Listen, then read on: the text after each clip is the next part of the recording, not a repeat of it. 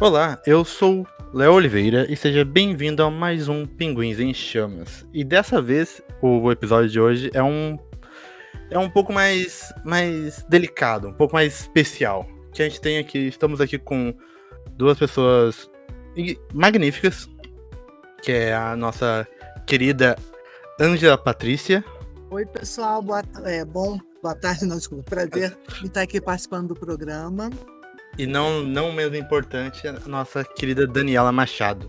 Oi, tudo bem? Prazer estar aqui. O que eu queria trazer para nós conversarmos um pouco é sobre o documentário de vocês, né? Que eu gostaria que vocês falassem um pouco dele. Então, votos, né? Primeiro que a gente quer agradecer o convite, também falar que é uma coprodução da Globo News, uma parceria com a Globo Filmes, com a distribuição da O2 Play, né? Ele fala sobre os votos religiosos, né? De obediência, castidade, pobreza, estabilidade, que ele vive morrer no mesmo mosteiro. O argumento, a ideia do documentário foi da Dani, eu acho que ela podia falar um pouquinho sobre isso também, e a gente depois, enfim, fala um pouco mais do filme, né, Dani?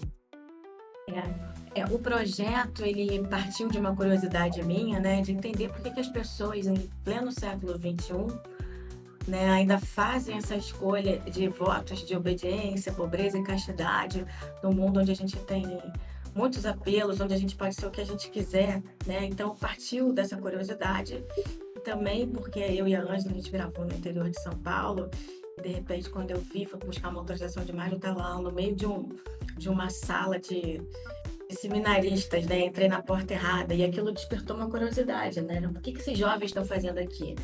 E daí eu conversei com a Ângela, a gente fez um recorte narrativo de que a gente ia falar, ia conversar, né, com pessoas que fizeram votos de obediência, pobreza e castidade dentro da ordem monástica, né? Para entender o que levou elas a isso, né? Será que era até onde é fuga, até onde é vocação, né? Então surgiu daí essa curiosidade. Daí a gente foi ver que isso não era, e eu pensei a princípio que fosse uma renúncia, né? Mas na verdade a gente viu que eram escolhas mesmo das pessoas, né? Então a gente pesquisou e foi entender a vida dentro da clausura, né? A dinâmica e tudo mais.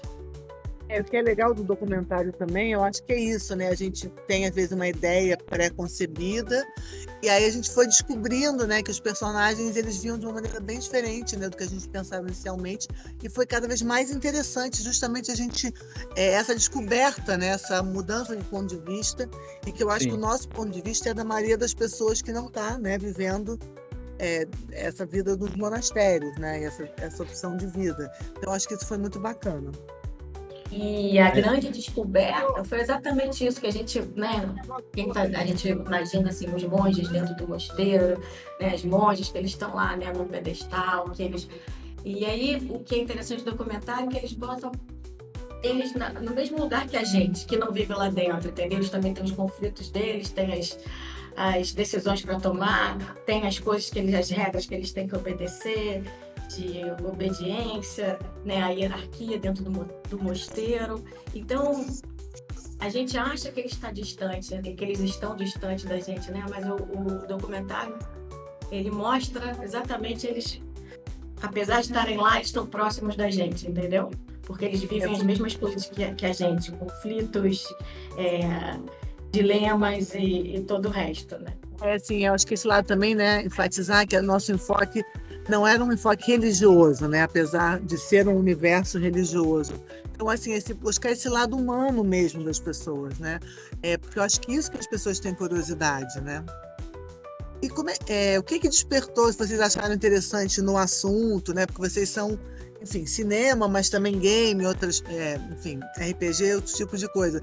O que despertou a atenção de vocês no documentário, assim, no tema?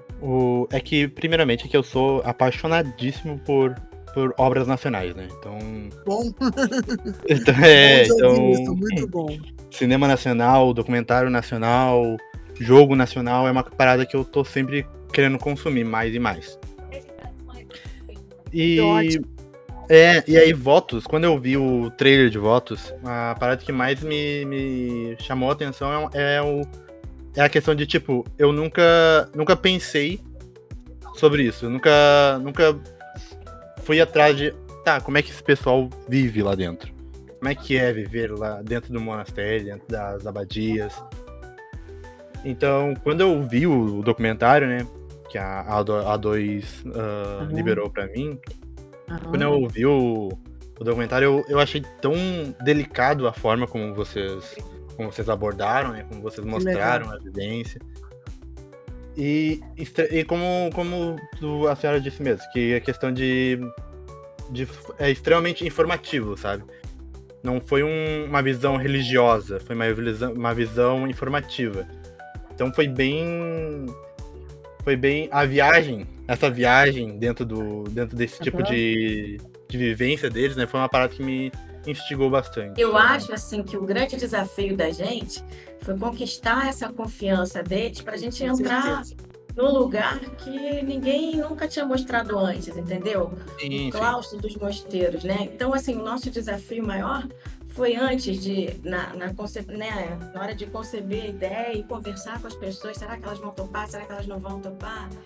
E a gente tentou, e eu acho que a gente conseguiu isso, narrar isso da forma mais fiel possível à realidade deles, entendeu? Então, eu acho que isso foi o grande desafio do filme, né? Não foi a gravação em si, né? Porque sempre tem um atropelo aqui, outro ali, mas não foi isso. O grande desafio mesmo foi conversar com eles, para ganhar a confiança deles, para a gente poder estar ali dentro e retratar da forma mais fiel possível como é que eles vivem, né?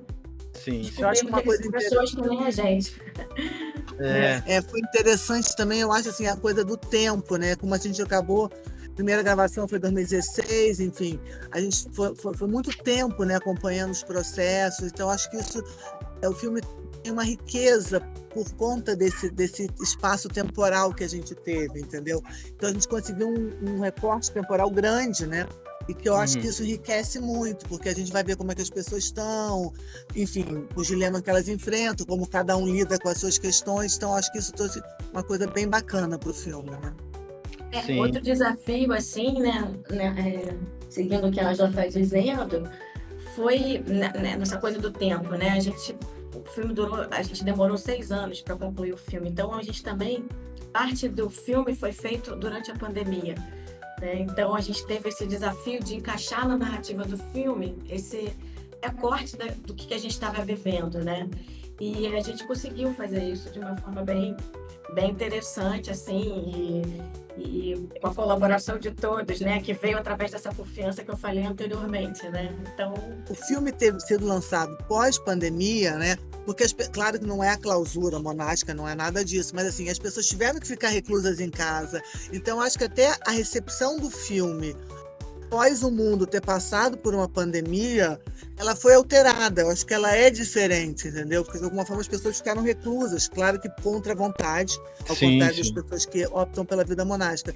Mas, assim, isso foi um fator que a gente, obviamente, não tinha como pensar isso antes, né? Ninguém sabia que a pandemia ia acontecer, mas eu achei isso, assim, acabou, acho que mudou um pouco a forma também das pessoas receberem, né, esse mundo monástico, perceberem. Né? Sim, é que a ideia de tu ficar recluso em um lugar era muito distante. Sim, antes da pandemia. Exatamente. E de repente você se vê, você fica num lugar que você não pode sair muito, você tem contato físico. Claro que na pandemia a gente tinha via computador, mas você não via por no auge da pandemia ali, pré-vacina, enfim, você não podia ver as pessoas que você via sempre, entendeu? Então, porque a gente ficou longe dos pais, pela questão da idade, quer dizer, então acho que isso de alguma forma mudou um pouco a percepção da situação deles, né? Sim, sim. Eles tiveram essa possibilidade, né, de as pessoas na pandemia ficaram mais reclusas, né? Uhum. Então eles tiveram essa possibilidade de entender melhor, né, assim, né, como é que os monges vivem, né?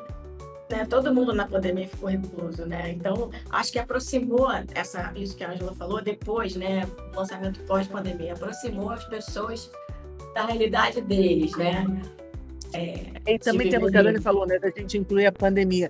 Tem aquela, né, quando eles vão tomar vacina, eu acho que também aproxima, que eles são monges, mas estão lá se vacinando igual você foi se vacinar, seu vizinho foi se vacinar.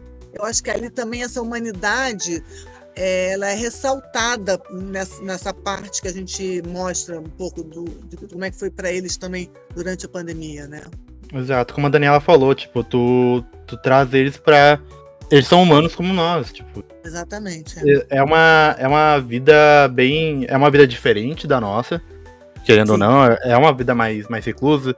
Tu vê os teus parentes, é dito durante o documentário que tem pais que aparecem 1 ano só, Isso, uma sabe? vez por ano. Uma vez por ano. Então, realmente, é uma vivência muito diferente, mas quando tu vê eles falando sobre isso, tu vê, ok, é comum também. É tipo, eles têm as suas Exatamente. obrigações, eles têm os seus afazeres.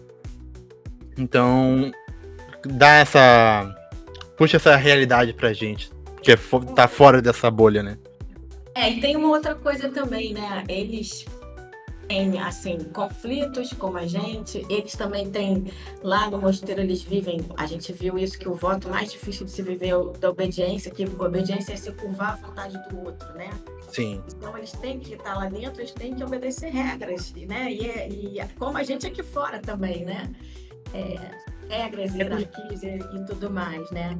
As pessoas, eles lá dentro têm conflitos semelhantes aos nossos aqui, né? Não é que eles estão lá dentro, eles estão isolados de tudo, eles são seres humanos que nem a gente, né? Exato. E a gente tinha uma ideia, quer dizer, pré-concebida, né, de que o voto de castidade seria o mais difícil, né? Porque é a nossa visão externa, né? A gente partiu desse ponto de vista. Só que depois que a Dani estava falando, a gente descobriu que para eles parece que o mais difícil é a obediência. Então, assim, de novo, uma mudança de chave do que a gente imaginava.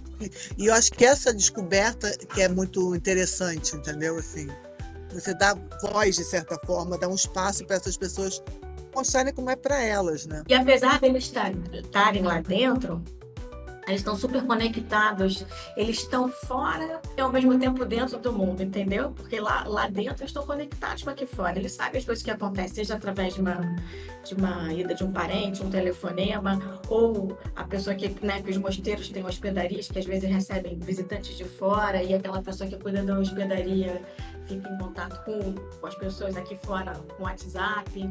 Então... Tem um monte, de repente vai ter acesso à internet só para ter uma noção do que acontece. Por exemplo, eles rezarem pelo que acontece, porque eles se veem muito com essa função, né? De ser também um local de reflexão, de oração, para orar pelas pessoas. Então, para orar, eles também precisam ter uma noção do que está acontecendo, claro. Não é que eles... Quer dizer, não é que eles voltam para a Idade Média, não é nada disso, entendeu? É diferente, né? Sim, é um preconceito que eu admito que eu tinha, tipo, quando comentavam sobre vivência dos monges e tudo mais, eu sempre pensava, eles abominam a internet, eles são meio afastados da internet. Não é exatamente assim. Eles usam com aquele propósito, né? Exato. Alguns, mas não é de se desligar do mundo, de maneira nenhuma. Exato. É um preconceito que eu tinha. Até ver o documentário, né? Eu acho que é um desconhecimento de todos nós mesmo, né? Que só quando a gente tem acesso que a gente vai desmistificando, né? Essas ideias preconcebidas, né? Que a gente tem, de modo geral. A gente normalmente costuma fazer sempre um pré-julgamento daquilo que a gente desconhece, né? E eu acho que o voto ele traz essa mensagem, né? Que as pessoas fazem as escolhas dela. E cabem a elas a decidirem, né, ou não, se vão seguir aquele caminho, né? Então, acho que ele é bem interessante nesse ponto, né? De mostrar que são escolhas mesmo, né, que as pessoas fazem. Exato. E que, às vezes, elas mudam de ideia, como foi da outra entrevistada, né? Da Gleiciane, né? Gleiciane, exato. Então... Isso a gente achou muito interessante nela, porque ela primeiro... Enfim, quando ela resolveu entrar, né, para essa vida monástica, ela acho que um pouco chocou as pessoas em volta dela, e depois, há muito tempo, ela resolve sair. Então, assim, é uma humanidade muito grande dela estar sempre buscando se encontrar, né, assim, exato. E ter um melhor caminho para ela. Ela é uma personagem que a gente, assim, todos, na verdade, mas essa trajetória dela é bem peculiar. E é interessante, né, que ela foi para dentro, ela dentro do mosteiro se descobriu que ela queria vir aqui fora, né? Que ela foi pro mosteiro com a ideia de ficar. E lá ela começou a ver que aquilo não servia para ela, né?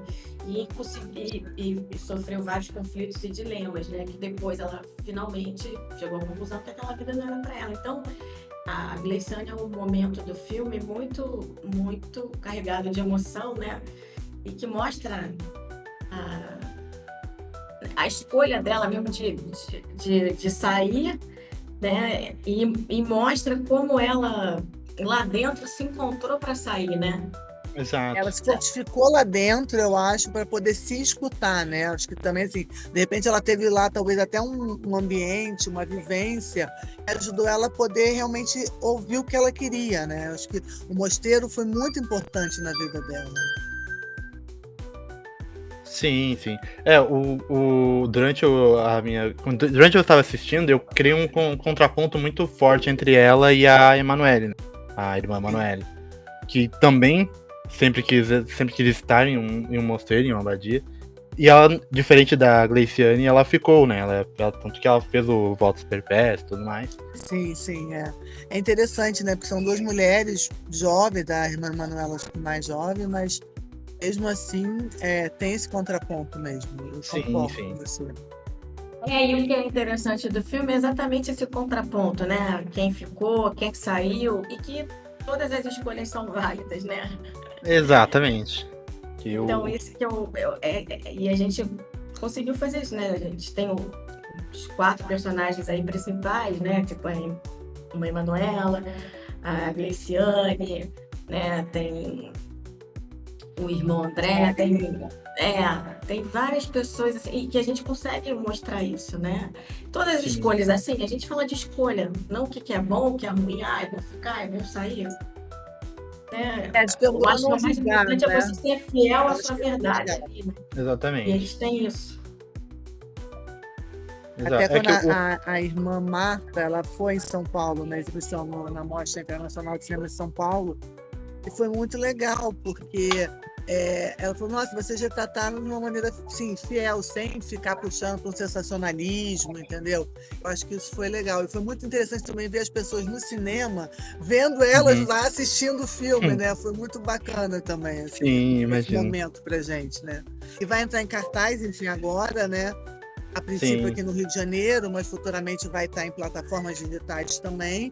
Dia 25, aqui no Rio, entra nos cinemas, 25 de julho, né? Então, quem for do Rio, quiser ir lá prestigiar a gente, ou quem não for, se ainda for chegar em São Paulo, por exemplo, ou se mais para frente, vai estar disponível nas plataformas. A nossa página no Instagram é Votos o Filme, então lá vocês podem acompanhar, que a gente vai estar sempre postando onde ele vai estar sendo exibido. Uma outra coisa que eu queria conversar também é a questão da produção nacional, né? A produção de obras nacionais. Que eu queria saber também o que motivou a entrarem nesse ramo de produções nacionais, de cinema nacional. Que levou vocês a isso mesmo? Então, a Noara Produtora já tem muitos anos, ela é de 92. A gente tem uma história de televisão, mas a gente lançou em 2006 um filme chamado Três Irmãos de Sangue, sobre o Betinho, o Enfio e o outro irmão deles, que era o Chico Mário. E assim, eu acho que é uma questão de paixão mesmo, de contar histórias brasileiras, né? Claro, a gente tem que ter, né, o nosso ponto de vista. E eu acho muito importante, assim, também o cinema nacional, ele dá espaço para todos os gêneros. Então tem o espaço da comédia, tem o espaço do filme de ação, que agora está começando a crescer, tem, enfim, o drama, né? Tem também, acho que os documentários, acho que o documentário brasileiro ele tem uma força, ele tem uma autoria importante, né? O Eduardo Coutinho, enfim, e outros também documentaristas. Então, assim, eu acho que é muito importante uma questão de identidade mesmo nacional. Nossa cultura é tão rica, a gente tem que, enfim, se expressar, batalhar por esse espaço nos cinemas mesmo. Nem sempre é fácil competir com blockbuster, e nada contra os blockbusters, vou assistir, mas assim, que tenha realmente um espaço para todo mundo, né? Além de ser uma história bem original, né? Que eu acho que tem um apelo, né, para fora, assim, pra gente, né, falar aqui do Brasil, das nossas, né, levar as produções nacionais para fora, né? Então acho que tem isso também. A história é bem original, né? Exatamente, é legal, exatamente, entendeu? Concordo. Até porque, por exemplo, claro que o mosteiro aqui, por mais que as ordens beneditinas no mundo sigam as mesmas regras, é claro que entra a questão do povo também. Então, o mosteiro aqui não vai ser igual na Áustria, por mais que sigam os mesmos preceitos, né? Então, eu acho que é muito importante a gente ter a nossa visão das coisas, né? Exato. E uma ideia original, né? Feita aqui, né? Que fala da vida dentro dos mosteiros aqui no Brasil, como a Angela falou, né? Então, acho que isso tem um apelo muito grande, assim, né? Para conseguir espaço, né? Nessa parte de documentário brasileiro, né? Sim. Porque nós temos uma visão, e aí pessoas de fora, Estados Unidos, seja a Europa, tem uma outra visão. E aí, como é sempre bom a gente se expressar, né? Como foi falado, a nossa forma de se expressar é muito brasileira. Então, quando a gente se expressa, tem nossa assinatura cultural. Então, é uma história local, né? Sim. Mas global, né? Porque tem mosteiro tudo quanto é lugar, né? Mas Exato, ela é local, que fala da gente aqui, né? Das pessoas Exato. daqui, né? Então, e com apelo global, né? Todo mundo tem essa curiosidade. E até você tem o contexto também, né? Tipo assim, o espectador ele vai ver São Paulo, ele tem noção que é São Paulo, o mosteiro tá ali no Rio de Janeiro, entendeu? Assim, eu acho que também fala essa vivência, né? Do entorno do mosteiro, né? Eu acho que isso também localiza bem as pessoas, né? Sim, E ao mesmo tempo, como a Dani falou, também acho que é um tema que pode despertar interesse de pessoas lá fora também, né? Quer dizer, é a nossa visão também, não só falar da gente pra gente mesmo, claro, mas também mostrar como a gente é pro mundo também, né? Tem os dois aspectos, a gente não só consumir a cultura estrangeira, mas a gente exportar a nossa também, né? Durante o documentário, eu vi também que o Dom Felipe, né, ele também comentou que eles demonstravam sempre bastante resistência, né, a mostrar a convivência deles e tudo mais. Eu queria saber como é que foi, que a Daniela comentou aqui, foi um trabalho bem difícil de conseguir essa confiança, de mostrar, de entrar em lugares que nem os familiares entram. A gente teve que, né, a gente fez uma pesquisa, né, longa para chegar até o Dom Felipe, a Madre Escolástica, né, a gente foi uma vasta pesquisa e depois foi uma conquista, né, de conseguir a participação deles, explicando, né, da melhor maneira possível, que a gente foi assim, né, foi com argumentos que a gente conseguiu. Mostrando uma seriedade, acho que mostrando o que a gente queria fazer. Entrar no mosteiro, né, aí falando assim, olha, a gente vai mostrar e tomando um cuidado, porque como é que você vai mostrar sem ser invasivo, né, sem entrar na privacidade deles, né. Então, e eu acho que eles foram percebendo também, né? As gravações, eles foram percebendo, acho que a nossa postura, né? E aí foram ganhando cada vez mais confiança. Teve toda uma explicação antes de cada gravação. Olha, a gente vai fazer isso, até onde a gente pode ir, até onde a gente não pode ir. E acabou que a gente teve várias surpresas boas ao longo dessas gravações, que a gente pôde entrar em vários lugares que a gente nem imaginava que fosse entrar, entendeu? Sim. A gente foi conquistando aos poucos, né? Pois é, uma coisa que eu achei bem bonita, que foi falado, é a questão dos alojamentos, né? Que por mais que eles morem em uma comunidade, o alojamento é muito só ela, né? Só residente. Então, tanto que das abadias, né? Ela é construída como se os alojamentos são construídos como se cada janela fosse o próprio paraíso, né? Como é falado no documentário. Aquilo é muito bonito também. O jardim pessoal que, né? Exatamente. Essa parte eu gosto muito também. Exato. Então foi um detalhe muito carinhoso que foi conseguido, né? Foi conquistado. Eu acho que é isso, né? A gente foi descobrindo, né? E compartilhando, claro, através do filme com o público, né? Esses pequenos detalhes que a gente não imagina, né? E se você não passa um tempo lá com eles, né? Se você não... Você não quer saber disso, né? Você que digo a gente mesmo, entendeu? Sim. Então, cada detalhe você vai se revelando ali a visão de mundo, né? São detalhes, mas ao mesmo tempo repletos de significados, né? São coisas pequenas, mas que refletem como eles pensam, né? Exato. E é muito lindo, é tudo muito lindo lá. Nossa, eu amei. Cada parte, cada take eu Bom, me muito vislumbrada, bom a gente sabe? ouvir isso.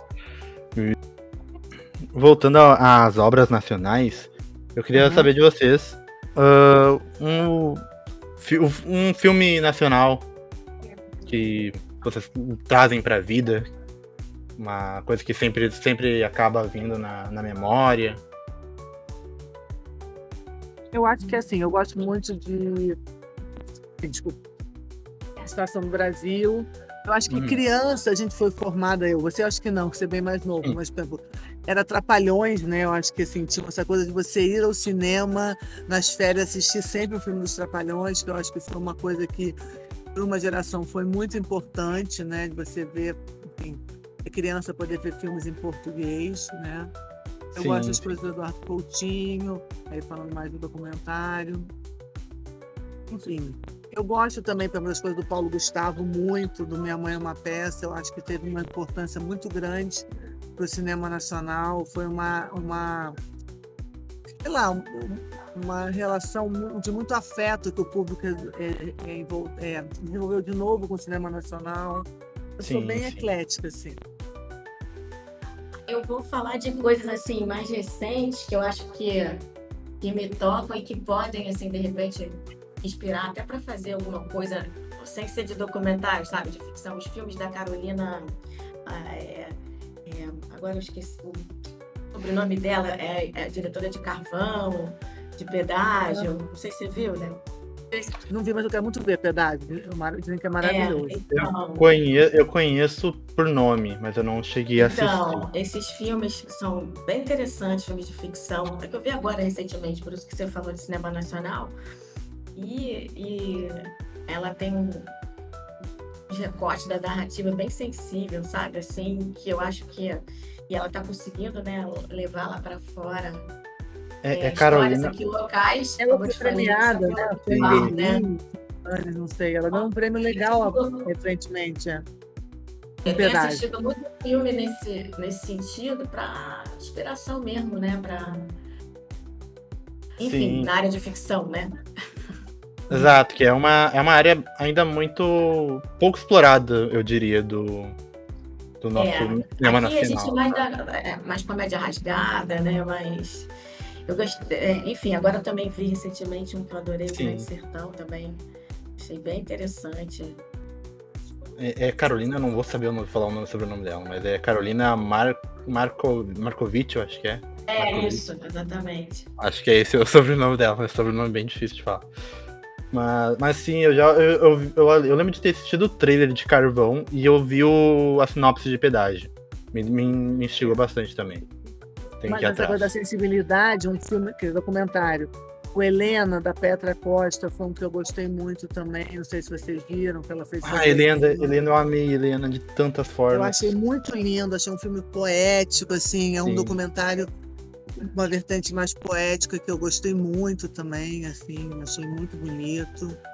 Enfim, a gente tem muita coisa bacana, né, no Brasil. Um filme nacional que mora no meu coração e sempre vai morar é O Homem do Futuro. Que é um... O Homem do Futuro é muito bem. Homem do Futuro. Incrível, eu acho incrível. Entende? Então... tipo, tá no meu top 3 filmes favoritos da vida. Legal. Então é muito bom quando alguém fala, me indica um filme nacional que seja bom. Porque tem essa má fama no cinema nacional, que eu não entendo porquê. Que o pessoal pegou uma cisma de não gostar de cinema nacional. É um preconceito mesmo. Tem gente que não quer ver filme nacional, mas está mudando um pouco. Olha, ainda bem. Eu tenho visto alguns, né? Também vi Medida Provisória, que eu achei super bem feito. Fala de uma realidade distópica. Eu acho que tem tido uma produção bem legal, assim, sabe? E sai dessa coisa da comédia rasgada, né? Que é o que faz sucesso aqui mesmo, né? No Brasil, né? Exato. Como a Angela trouxe, que é o Minha Mãe é uma Peça, ele acha a grande comoção que o filme trouxe, né? É a questão de dar esse revive na nosso humor. Que trouxe a dramédia, trouxe uma comédia mais. Eu acho que ele ajudou a quebrar um pouco do preconceito com o cinema nacional. É claro que a porcentagem do público que sai da comédia, desse tipo de comédia, para um outro tipo de filme, é muito pequena. Mas Sim. eu acho que existe, assim, um público que quebrou um pouco a resistência, entendeu? Assim, teve uma porta de entrada por aí, entendeu? Mais Sim. especialmente do Paulo Gustavo mesmo, porque eu acho que ele mexeu nessa coisa da família, né, exatamente, na dramédia. Então, acho que assim, ele conseguiu um pouco assim fazer as pazes, digamos, do público com o cinema nacional num sentido mais amplo, assim, de grande público, né? Sim, sim. Trouxe esse respiro, né, pra comédia. Isso. Não é só a comédia rasgada que é o. Exatamente, uma coisa mais, entre aspas, mais dramática mesmo. Né? Exato. Então acho que o cinema nacional ele tá tendo esse boom agora, né? Tipo, o pessoal tá vendo mais filme nacional, tá saindo muitas obras incríveis nacionais. É muita coisa nova também, como a Dani falou, né? Que eu acho que isso Exato. também é importante, né? Tem de uma história, mas também a gente continuar, né? Pavimentando aí essa estrada. Exato. E aí, como tá tendo bastante adaptações de livros para séries, né? Então, enquanto de um lado tá crescendo nosso cinema nacional, nossa literatura nacional também tá crescendo. Então Claro. são coisas fabulosas. E precisa, né? Literatura nacional, com certeza. A literatura como um todo, né? Ela precisa, Sim. acho que, enfim, ser mantida, né? Muito importante. Num mundo tão tecnológico como a gente tá vivendo, tá se encaminhando, né, pra uma parada menos papel, mais telas. Então, essa volta à literatura é muito, muito bom. Valorizar, né?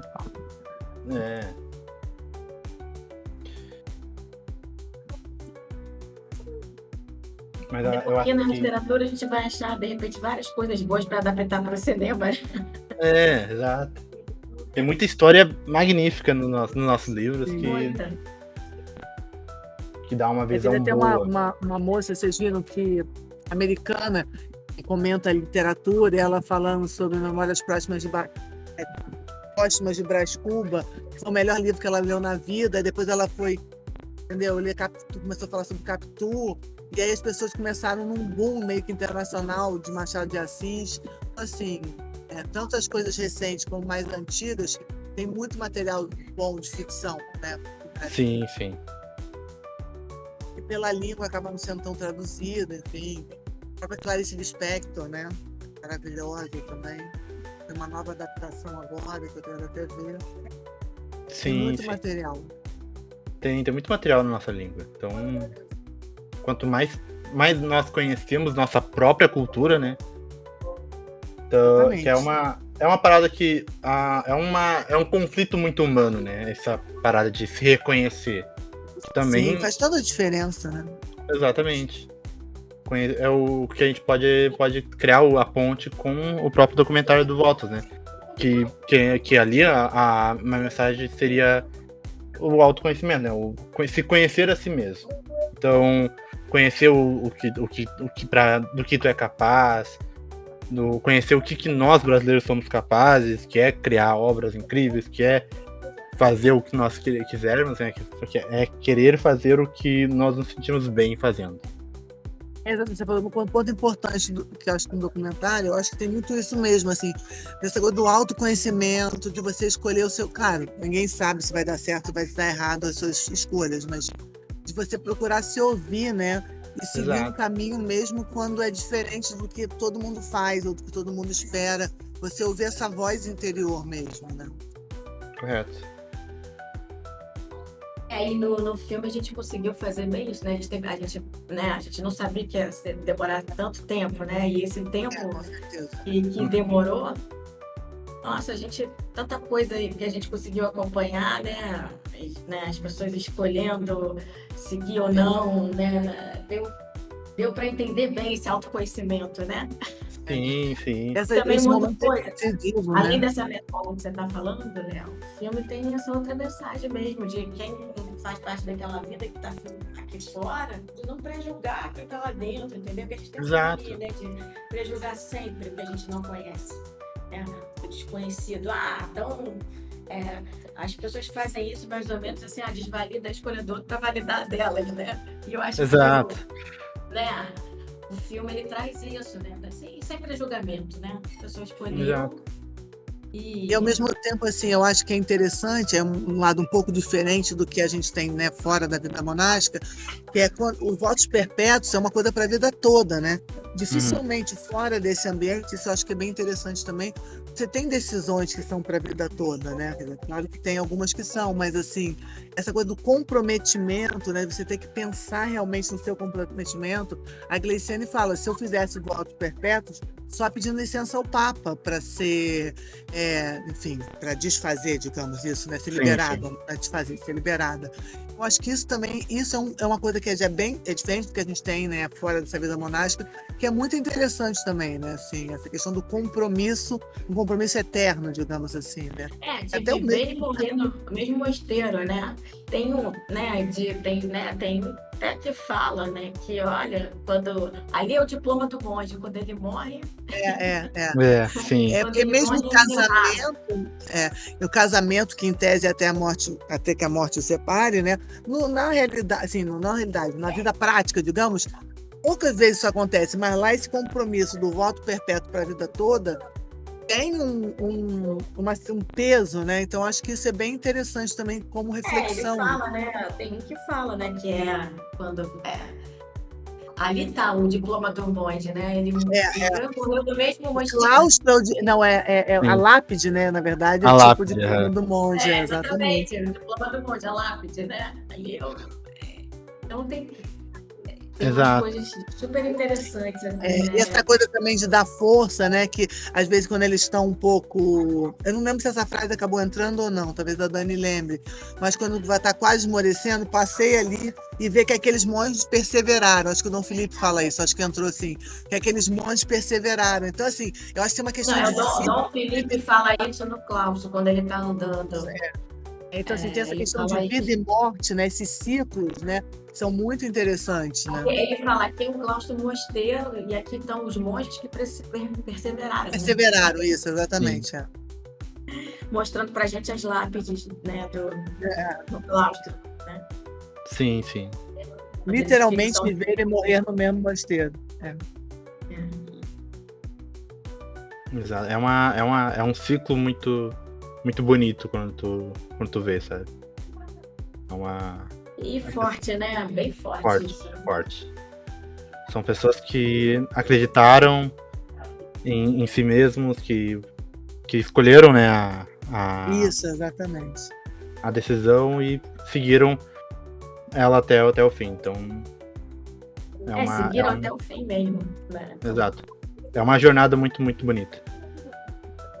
É uma jornada, você falou uma coisa certa. Realmente é uma jornada. Uma coisa que a gente viu também, que assim, você acha que estão lá dentro, estão tão tristes. Não, eles são muito alegres, são muito felizes. São felizes. Muito alegres, muito felizes. Eu acho que é a irmã Marta que fala, desculpe, a Madre Marta, não dá para viver a vida monástica sem felicidade. Ela fala alguma coisa assim. É muito bacana isso, né? Eles abraçam esse... Quer dizer, quem não abraça, quem não se adapta e sai. Mas quem abraça e fica, abraça com convicção, né? Exato. Até a irmã Emanuela, que entrou no mosteiro e que ela fala que ela tinha, né, que talvez aquele fosse um conflito, ela não poder ser mãe, né? Mas ela lá dentro, ela fala que ela pode ser mãe de várias pessoas, né? Acolher, no sentido de acolher o outro, né? Sim, então, aquilo engrandeceu uma vontade dela. Foi maior do que ela entrou. Ela fala maternidade espiritual, né? Que ela fala. Exato. Então, ela pôde realizar esse desejo de ser mãe, né? Assim, dessa forma, de acolher o outro, né? Ter vários filhos, né? Sim. E é bem interessante. E aí isso dilui o conflito que ela teve de não vou poder ser mãe, não vou poder ter filho, entendeu? Assim, é uma outra forma de uma maternidade espiritual, mas assim, uma outra forma, mas de alguma forma acalmou ela e ela seguiu na decisão dela, né?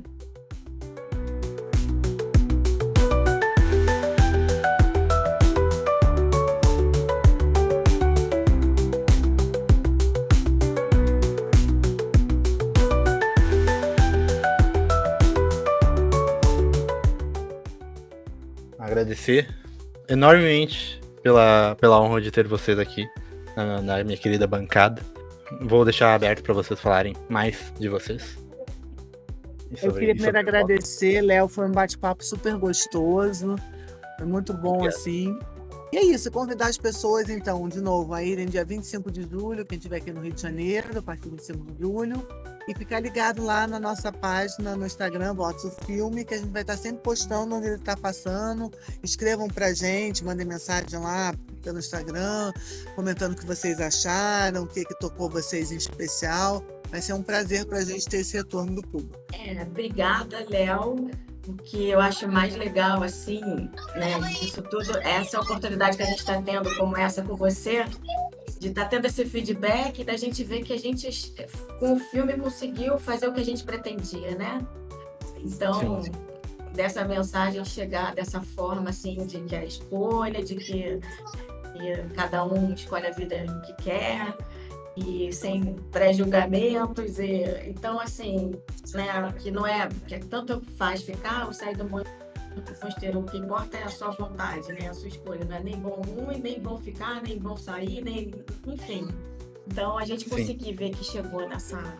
A gente conseguiu que, por exemplo, você assistiu e teve essa mesma impressão, então a gente conseguiu o nosso objetivo, né? Então, se torna mais prazeroso ter feito esse filme, entendeu? Sim. Eu acho que é isso que a Dani falou também, né? Que cada pessoa vai refletir. Eu acho que isso é legal. Eu acho que um filme que, até pelo seu, né, depoimento e outras pessoas que a gente ouviu, eu acho que ele segue um pouco com você, né? Não é aquele filme que você vai ver e daqui a pouco você esqueceu. Vai acontecer alguma coisa, daqui a pouco você vai lembrar de alguma coisa, vai pensar uma coisa da sua vida ou do mundo que a gente vive. Então, acho que isso deixa a gente muito feliz, né? Sim. Realmente, é uma absorção que eu vou levar para outros parâmetros da minha vida. Então, muito obrigada, Léo. Obrigada a você, viu, pela oportunidade. Tchau, pessoal que está ouvindo a gente. Tchau. Até semana que vem.